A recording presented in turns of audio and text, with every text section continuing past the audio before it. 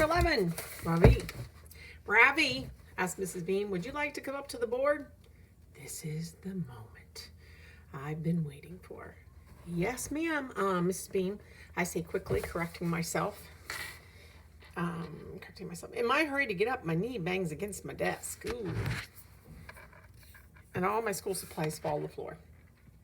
I don't want to miss my chance to show off my math skills, so I quickly bend down to pick up my things. My glasses start to slip down my nose, but before I can push them up, something hard hits my forehead. It's Joe Sylvester's head. Why has he done this? He's bumped me with his rock-hard head. Can't he see I'm trying to collect my stuff? I rub my forehead as he rubs his. His giant foot is stepping on my name card. Bigfoot, I mutter under my breath. Dylan hears me and laughs. That's rich, he says. Bigfoot just sits there like a lump, but Dylan gets right down on the floor beside me and helps pick up the rest of my things. I thank him for his help, then take a deep breath and straighten my back. I'm not going to allow anything to spoil this moment. This is my time to shine. I march up to the front of the class, take the blue marker from Mrs. Beam's hand, and I face the whiteboard. I look at the first problem, 23 times 13. I close my eyes, and the answer comes to me in a flash, 299. But I'm not going to blurt it out and take a bow. I'm going to show Mrs. Bean something she has never seen before. What you're about to witness is pure magic, a secret handed down from ancient times, I say with confidence. There is complete silence in the classroom. I think Mrs. Bean's jaw has just dropped. Take your time, I warn myself. I write the two numbers, one below the other, in blue marker. Then with a red marker, I draw an arrow connecting the last digits of both the numbers. 3 times 3 is 9. I say aloud, writing 9 in the ones place with the blue marker. Then I pick up a green marker and draw 2 arrows like a cross. 2 times 3 plus 3 times 1 is 9. I use blue again to write 9 in the tens place. I look at the class. No one's moving. My plan's working perfectly. I draw an orange arrow connecting the tens digits of both the numbers and then pick up the blue marker again to write 2 in the hundreds place.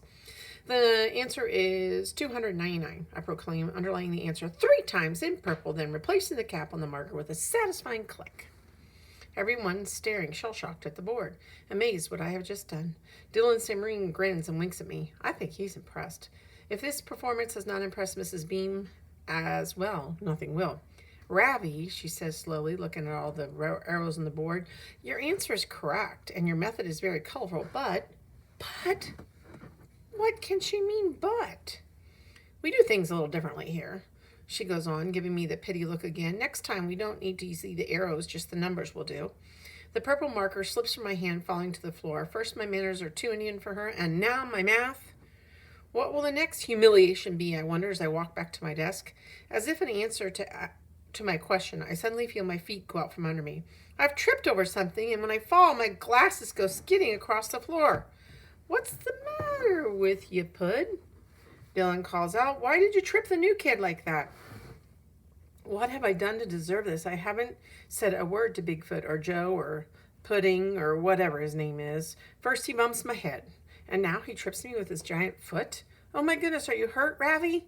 Mrs. Beam asks, rushing over to where I'm lying on the floor.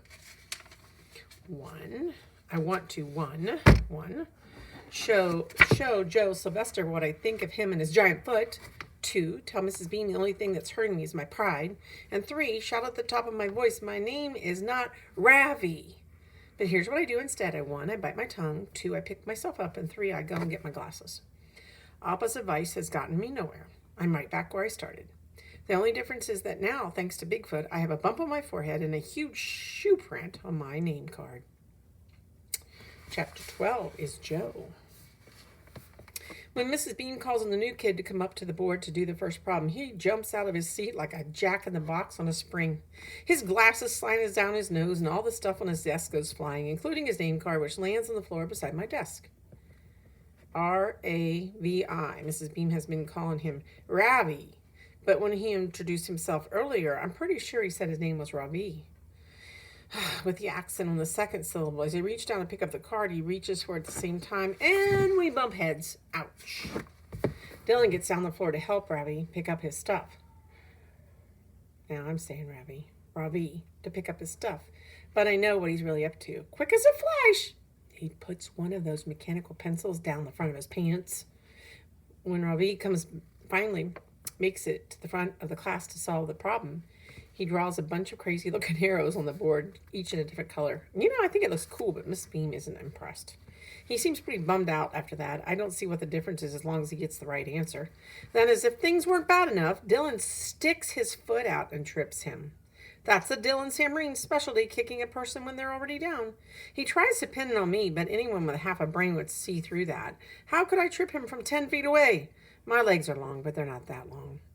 While Ravi goes to get his glasses and Mrs. Beam tries to decide whether she needs to call the school nurse, Dylan reaches back and swipes another one of his pencils. I feel bad for Ravi. I could definitely give him some pointers, like, for instance, not to leave stuff lying around and to watch out for the winking. Dylan always winks when he's up to no good. Maybe at lunch, Ravi and I will sit at the same table again. I wouldn't mind. His clothes are flat, and his lunchbox is weird, but other than that, he seems okay.